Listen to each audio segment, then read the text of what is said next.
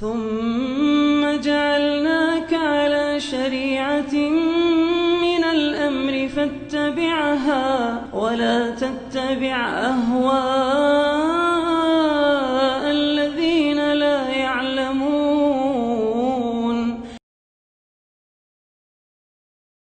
Baik, syubhat yang saya sudah nggak ingat yang keberapa ini. Kelima yang keenam. Yang kelima. Yang keenam. Baik, yang keenam ucapan Al-Izz bin Abdus Salam rahimahullah. Al-Izz bin Abdus Salam ini salah seorang ulama Syafi'i yang populer. Iya. Beliau dulu digelari dengan gelar Sultanul Ulama. Sultan al-Ulama, yang berucap seperti Imam Syafi'i dari murid-muridnya, seperti misalnya Al-Qarafi, atau yang datang setelahnya seperti Imam Nawawi, itu mirip seperti ini, mirip. Jadi kita tidak terlalu banyak menyinggung tentang hal tersebut. Kita singgung saja ucapan Al-Izz bin Abdus Salam. Boleh katakan bahwa bid'ah itu terbagi menjadi 5. Iya. Dan ini ada ucapan beliau di buku beliau Qawaidul Ahkam. Beliau katakan wahiyya muqassimatun, bid'ah itu terbagi menjadi bid'ah wajib, ada bid'ah yang wajib. Ada bid'ah yang wajib. Terus wa bid'atin muharramah, ada bid'ah yang haram. Wa bid'atin mandubah, ada bid'ah yang sunnah. Wa bid'atin makruha, ada bid'ah yang makruh. Wa bid'atin mubah, dan ada bid'ah yang apa? Mubah, boleh. Iya.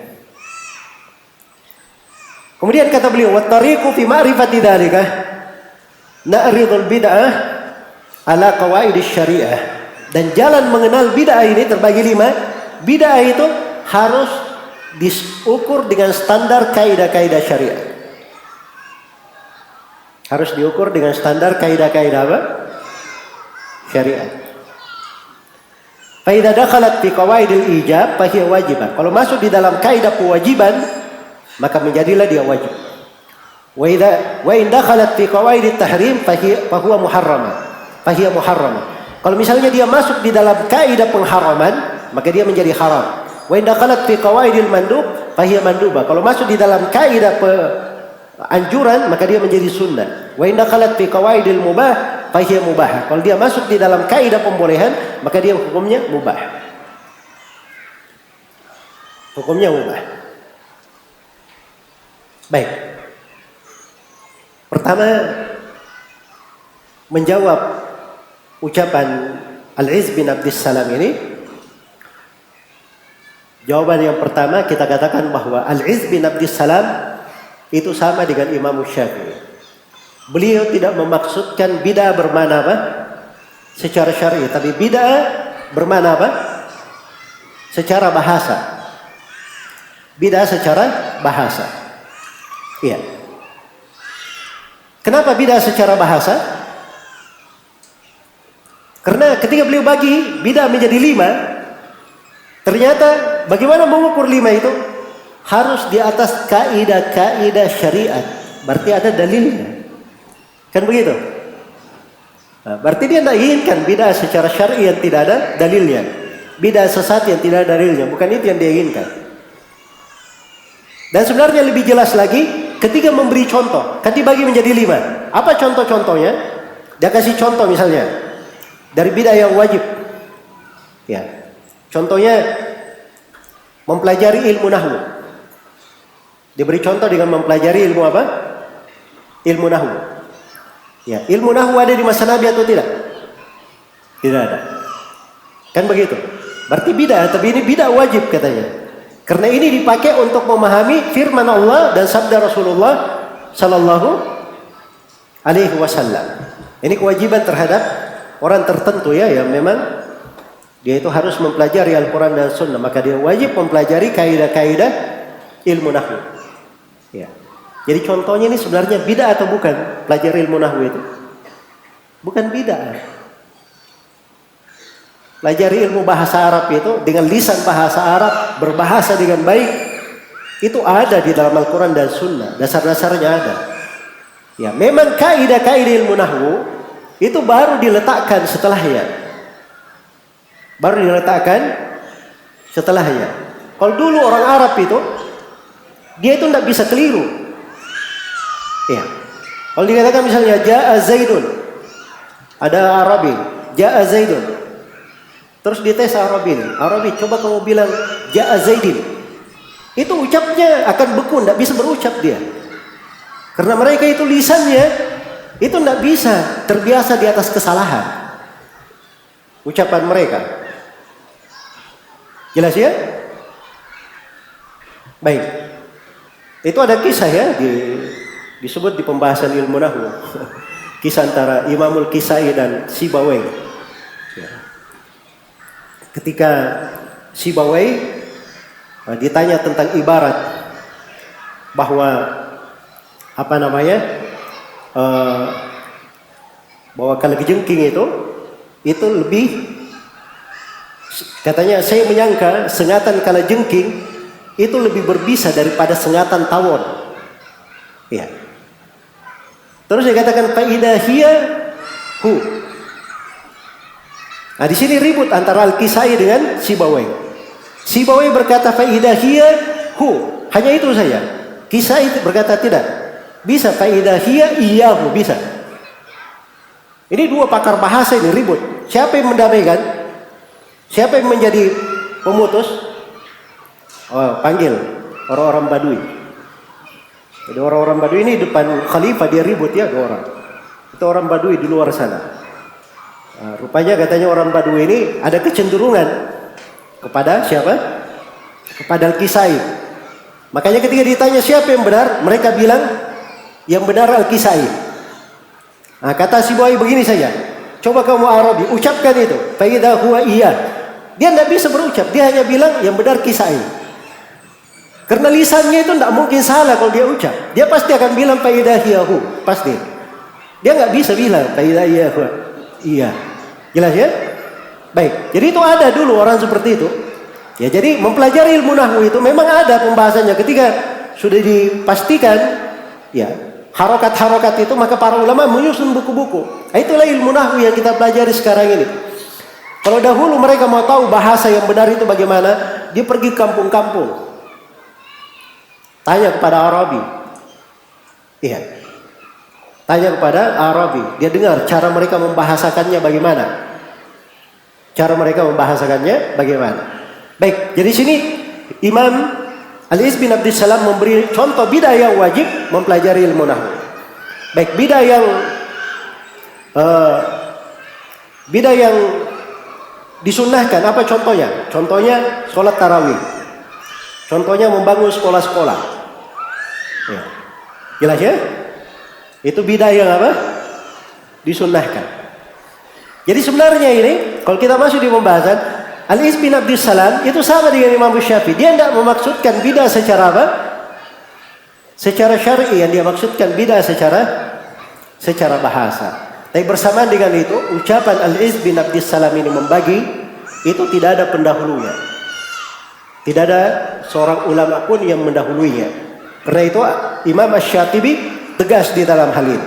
Beliau katakan hadat taksim amrun mukhtara. Pembagian menjadi 5 ini perkara baru. La yadullu alaihi dalilun syar'i. Tidak ada dalil syar'i yang menunjukkan tentang hal itu. Iya, ini kalau dihitung dari bidah secara hakiki. Baik. Kemudian berikutnya dari sudut bantahan yang ketiga. Perbuatan Al-Iz bin Abdus Salam sendiri itu menyelisih kaidahnya. Andai kata kaidahnya bidah terbagi 5 benaran, bidah yang sesat itu terbagi 5. Ada yang wajib, ada yang sunnah, ada yang mubah, ada yang makruh, ada yang haram. Andai kata memang seperti itu, bidah secara syar'i terbagi 5, itu tidak mungkin perbuatan Al-Iz bin Abdus Salam menyelisihi. Ternyata Al-Iz bin Abdus Salam, beliau itu orang yang sangat keras pengingkarannya terhadap bidah-bidah. Iya. Bahkan beliau sangat tegas sekali mengingkari orang-orang yang berbuat bid'ah tersebut. Ya. Karena itu Ali bin Abdissalam ditanya tentang salaman, berjabat tangan selepas sholat subuh dan sholat asar. Jadi salam-salaman selepas sholat subuh dan sholat apa? Sholat asar. Apa jawaban Ali bin Abdissalam? Kata beliau, al-musafahatu uqbas subhi wal asri minal bidah. Salam-salaman atau bersalaman selepas sholat subuh dan sholat asar itu terhitung bid'ah. Illa liqadim, kecuali kalau orang baru datang. Dia tidak pernah berjumpa sebelumnya, baru datang. Bertepatan waktu sholat, dia salami setelah itu. Karena dia baru datang. Nah, itu tidak ada masalah. Dia salaman bukan karena sholatnya, karena dia apa? Baru datang. Karena dia baru datang. Baik.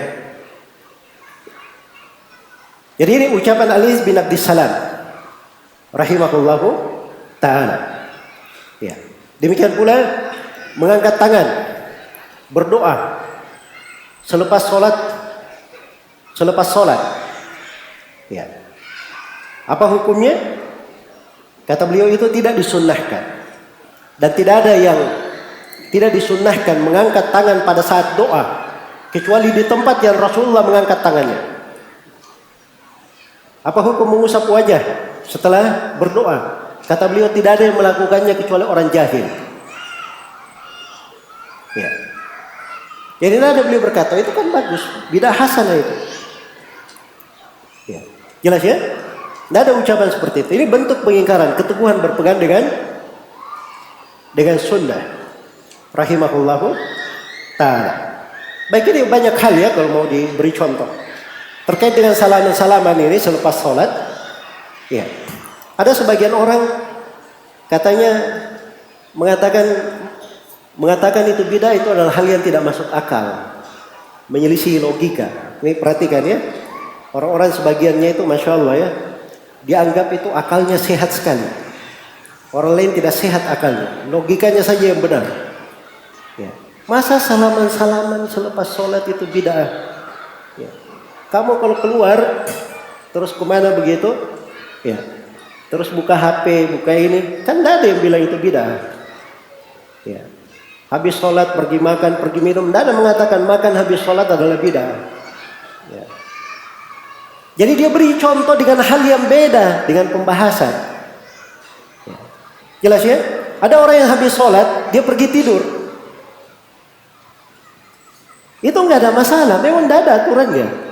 Tapi ini kebiasaan setiap habis sholat, padahal sebelum sholat sudah salaman, ketemu assalamualaikum. Habis sholat salaman lagi. Ya. Jelas ya? Dan masya Allah kadang sebagiannya semangat sekali, salami semuanya, kanan, kiri, depan, belakang. Ya. Padahal sudah ketemu dari tadi. Ya. Nah, ini sekarang perbuatan dilakukan sebagai ibadah, selalu berulang selepas sholat, itu masuk di dalam kaidah bid'ah. Itu yang menjadi masalah. Bukan masalah dia hanya salaman sekali dan seterusnya, tidak. Tapi ini dia jadikan sebagai kebiasaan, itu dilakukan terus menerus selepas sholat, dia anggap sebagai ibadah, bentuk sebagai ibadah. Andai kata ada seperti itu terus menerus dilakukan oleh Nabi dan para sahabat, ya, maka pasti akan dinukil kepada kita. Ini masalah sholat. Tahu kan masalah sholat? Para sahabat itu sholat 5 waktu. Ya. Jadi kalau sholat 5 waktu, mereka semuanya hadir sholat 5 waktu. Jadi kalau ada pembahasan sholat yang tanpa salam-salaman, tidak mungkin tidak ada haditsnya. Ya. Tidak mungkin tidak ada haditsnya. Pasti ada sahabat yang akan menukil, menjelaskannya. Nah, begitu cara memahaminya. Cara memahaminya. Jadi sebenarnya ini di dalam konteks memahami sebuah bid'ah, ya, seorang itu harus melihat perkara itu sesuai dengan timbangan syariat. Jangan dengan timbangan hawa nafsunya, kelompoknya, atau ingin membela perbuatan ini dan perbuatan itu. Tidak. Kita itu akan ditanya oleh Allah pada hari kiamat tentang segala yang kita ajarkan kepada manusia. Kalau kita mengajarkan kejelekan kepada orang, hati-hati. Dosa-dosa orang yang mengamalkannya itu akan ikut sampai kita hingga hari kiamat. Saya mengajarkan kejelekan kepada si A diajarkan lagi kepada si B, terus mengalir. Nah, itu dapat dosa jariah juga. Hati-hati. Karena itu para ulama itu tidak sembarangan. Ketika mereka mengajarkan ilmu, dia pastikan ini memang betul ilmu. Hal yang benar sumbernya. Dia posisikan dirinya itu perantara antara Allah dengan manusia. Coba bayangkan, dia menjadi perantara. Iya. Jangankan kita, Nabi Muhammad saja Allah berfirman di konteks kerasulan seperti itu. Allah berfirman, "Lau taqawwala alaina ba'dal aqawil la akhadna minhum bil yamin, thumma laqata'na minhul watin." Andai kata Nabi Muhammad ini berucap dusta atas kami sebagian ucapan, maka kami akan ambil dia dengan sangat kuatnya, dengan penuh kekuatan, dan kami akan potong seluruh urat tadinya. Ini terhadap Nabi Muhammad sallallahu alaihi wasallam. Sebagian orang itu agama dijadikan guyonan. Yang penting bisa membuat orang senang di depannya.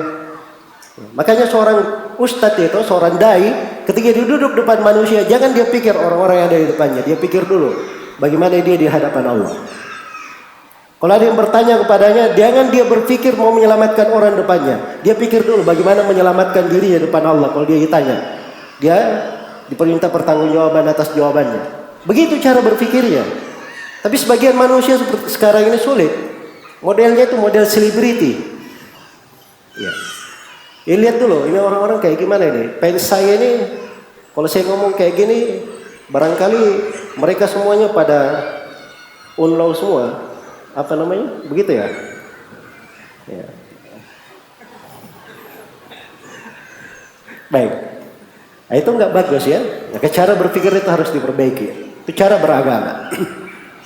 Dan yang terakhir yang dikata ucapan Al-Is bin Abdissalam rahimahullahu ta'ala ini, memang maknanya beliau bagi bidah menjadi 5, bidah syar'i dia bagi menjadi 5. Itu tidak diterima dari beliau. Itu menyelisih hadits Nabi sallallahu alaihi wasallam.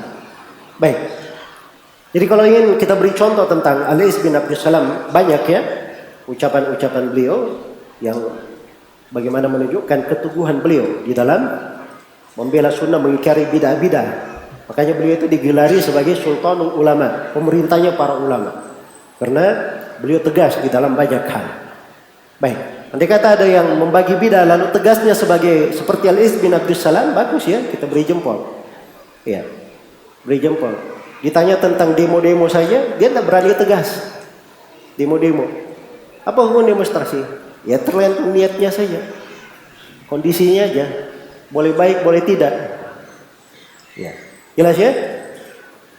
Malah sebagiannya lagi yang gemar bela-bela bidah hasan ini, santri-santrinya sendiri pergi demo kalau dia cocok. Ya. Padahal mengaku paling NKRI. Paling NKRI. Ada istilah barunya lagi, Islam Nusantara. Ya. Tapi kalau tidak cocok sebuah kebijaksanaan pemerintah, bisa juga demo. Malah Masya Allah santrinya pernah teriak bunuh menterinya. Ya. Jelas ya? Nah, ini tidak benar, yang seperti ini harus ditegaskan. Demonstrasi itu haram. Itu ada sarana memecah belah manusia di negeri ini. Adalah perkara yang bisa membahayakan manusia. Itu harus diterangkan oleh seorang dai. Tidak ada di situ ditawar menawar, boleh tidak, boleh ikut, boleh tidak ikut. Oh dilihat demo itu hukumnya bagaimana Ustaz? Ya tergantung kondisinya, dilihat dulu. Itu keliru ya di dalam memahami. Baik. Selesai ya di pembahasan syubhat-syubhat seputar bidah hasanah ini.